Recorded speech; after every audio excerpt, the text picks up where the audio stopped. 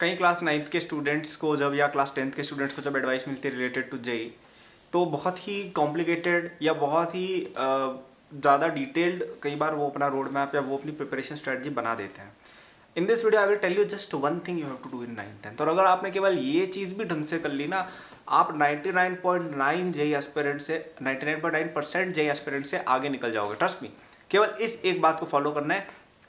एक बुक का नाम लूंगा, उसको यदि आप पूरा पढ़ लेंगे, you will be much ahead than most aspirants and that book is H.C. Verma. ठीक है, कैसे पढ़ना है, क्यों है ऐसा, डिस्कस करेंगे। लेकिन उससे पहले एक अनाउंसमेंट करना चाहूँगा कि हमारे जेई फाउंडेशन का एक हमारा कोर्स चलता है जिसपे 50% तक डिस्काउंट मिल रहा है। कब तक? 30th जून तक। ओके, इस कोर्स में वो सब कुछ है जो तुम्हें तुम्हारी जेई की प्रिपरेशन के लिए चाहिए in class 9th and 10th। इसमें आपका क्लास 9th या 10th जो भी है क्लास में उसका सिलेबस भी कवर होगा, आपका एनटीएससी ओलंपियाड्स का सिलेबस भी कवर होगा और आपका जेई का भी एक बहुत अच्छा फाउंडेशन बन जाएगा जो आपको 11th के कुछ टॉपिक से 11th-12th के कुछ टॉपिक से आपको रूबरू भी करेगा और एक अच्छा ब्रिज बनाएगा 9th-10th और 11th-12th के बीच में। It is compulsory for all serious aspirants, क्योंकि अर्ली प्रिपरेशन से ही देखो रैंक आती है। And what best then to prepare from platform which has himself been designed which has itself been designed by someone who has achieved success in all these exams। okay, तो link description में दिया हुआ है। 30 जून या उससे पहले आपको इसके अंदर आना है। चलिए बात करते हैं कि क्यों H.C. वर्मा को इतना मैं रिगार्ड करता हूँ। इवन दो थोड़ी सी पुरानी हो गई ये बुक, कई लोग आजकल उसको रिकमेंड करना बंद भी कर रहे हैं धीरे धीरे। आपने नोट किया होगा कि आजकल लोग पब्लिकेशंस की बुक का ज़्यादा नाम लेते हैं कि XYZ physics for IIT JEE by this author that author etcetera. देखिए H.C. वर्मा क्यों इंपॉर्टेंट है समझिए। तो सबसे पहले हम समझते हैं फिजिक्स क्यों इंपॉर्टेंट है आपके लिए। देखिए 9th-10th के बच्चे क्या होते हैं, उनके पास टाइम थोड़ा होता है लेकिन एक तरह से लिमिटेड भी है, क्योंकि आपको अपना 9th-10th बोर्ड भी मैनेज करना है। 9th-10th में बच्चे इतना ज़्यादा दिमाग का लेवल भी नहीं रखते हैं। 11th-12th में आप देखेंगे कि आपका दिमाग थोड़ा सा ज़्यादा कैपेसिटी कर पाएगा चीज़ों की, क्योंकि आप ज़्यादा पुश कर रहे होगे खुद को, राइट। तो अभी आपका इतना ज़्यादा ब्रेन डेवलपमेंट भी नहीं है, वेदर इट इज़ नेचुरल या वेदर इट इज़ फोर्स्ड, किसी भी प्रकार का नहीं है। तो आपकी कैपेसिटी उतनी नहीं है कि आप अभी से जेई के 11th-12th के मॉड्यूल्स पढ़ने लग जाओ। अब यहाँ पे कुछ लोग जेई फाउंडेशन या कोचिंग की बात करते हैं, देखिए वो अच्छी चीज़ है, उसमें कोई बुराई नहीं है, लेकिन आपको ना रिगरिटी चाहिए होती है। ठीक है, आपको चाहिए होता है यार कि हम बहुत डेप्थ में चीज़ें जाएं और एकदम स्टार्टिंग से चीज़ों को पढ़ें। अब 11th-12th के अंदर आप रिगरसनेस डेवलप कर सकते हो अपने अंदर, ऐसा कोई बुरा नहीं है। लेकिन 11th-12th में क्या होता है, आपके पास इतना सारा सिलेबस होगा कि you will not get the time to do that. लेकिन अभी आपके पास टाइम है and this is the number 1 reason according to me why I was so successful in my academic career. Okay, इसका कारण ये था कि मैं जब 9th में था ना, तब से मैंने H.C. वर्मा बुक पढ़नी चालू कर दी थी। मैंने और भी बुक्स पढ़ी थी, मैंने बायो में भी बहुत पढ़ता था, केमिस्ट्री मैथ सब कुछ पढ़ा था, लेकिन द सिंगल मोस्ट थिंग जिस पे मैं सबसे ज़्यादा ध्यान दिया था that was H.C. Verma book. ये बुक क्यों इंपॉर्टेंट है? बिकॉज इसके अंदर आपको बिल्कुल ही स्टार्टिंग से हर चीज़ पढ़ाई जाती है। आपको कैलकुलस भी थोड़ा क्लियर हो जाएगा, आपको कोऑर्डिनेट भी थोड़ा क्लियर हो जाएगा, ट्रिग्नोमेट्री भी क्लियर हो जाएगा, अलजेब्रा भी क्लियर हो जाएगा, मैथ्स के टॉपिक्स, कुछ केमिस्ट्री के टॉपिक्स भी क्लियर हो जाएंगे। मोस्ट इंपॉर्टेंटली जेई का जो सबसे डिफिकल्ट टॉपिक है फिजिक्स, वो आप सीख जाओगे।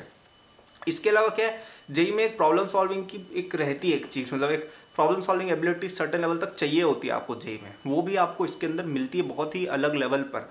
विच is why I recommend H.C. Verma for literally every JEE aspirant, और स्पेशली अगर 9th-10th में हो तो तुम्हें उसको शुरू कर देना चाहिए।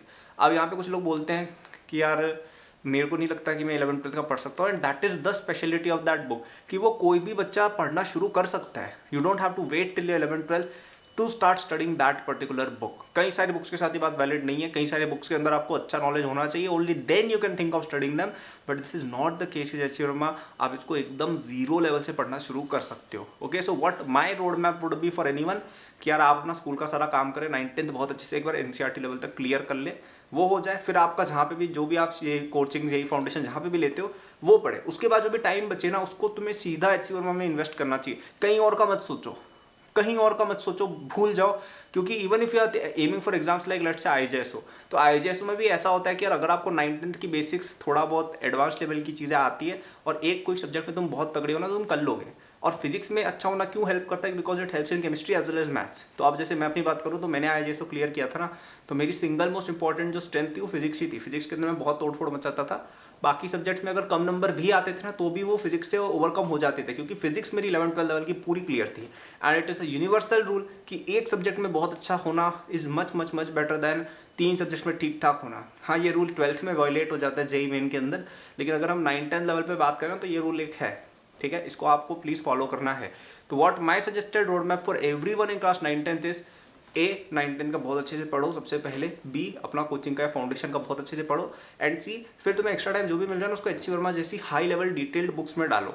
ठीक है, आपको अगर समझने में हेल्प चाहिए या आपको दिक्कत हो रही है तो आपको एकेडमिक्स के जेई फाउंडेशन कोर्स में भी तुरंत एनरोल होना चाहिए। ये कोर्स बहुत ही अच्छे ब्रिज की तरह सर्व करेगा बिटवीन योर 9-10 एंड 11-12, और 11-12 के कई टॉपिक्स इसमें कवर्ड भी है। ठीक है, तो वेदर यूर अ बिगनर जिसको चाहिए यार कि मैं 9-10 लेवल से एकदम स्टार्टिंग से उठ के अपनी जेई प्रिपरेशन पे जा पाऊँ, और वेदर यूर अ प्रो कि यार मेरा 9-10 हो गया मुझे 11-12 पे फोकस करना है, बोथ स्टूडेंट्स के लिए it will be immensely helpful.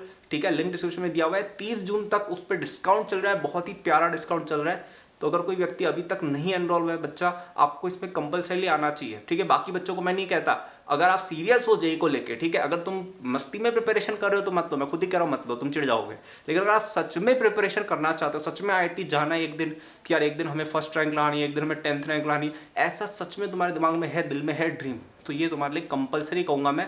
Because आप ऐसे बंदे से सीख रहे हो जो ये सारे exams, NTSE, olympiad, KVPY, JEE main, JEE सब कुछ मैंने बहुत तगड़े तरीके से तोड़फोड़ की, में से कई एग्जाम में मेरी रैंक 1 भी आ चुकी है। So I know how to crack these exams and will be learning from myself. Okay, तो डिस्क्रिप्शन में जाके आपको तुरंत इसके अंदर जाना चाहिए, ये आपको अपनी एचसी वर्मा की रीडिंग में भी हेल्प करेगा, और आपको लेट से कई बार चीज़ें ना रीडिंग से समझ में नहीं आती है, वो वाली चीज़ भी आपकी क्लियर हो जाएगी। ओके, तो आई होप आपको वीडियो पसंद आई हो, लाइक कर देना चैनल को सब्सक्राइब कर देना, मेरे सोशल्स के लिंक डिस्क्रिप्शन में दिए हुए हैं, और कोर्स का लिंक भी डिस्क्रिप्शन में दिया हुआ है। In summary, read HC Verma. Okay, bye.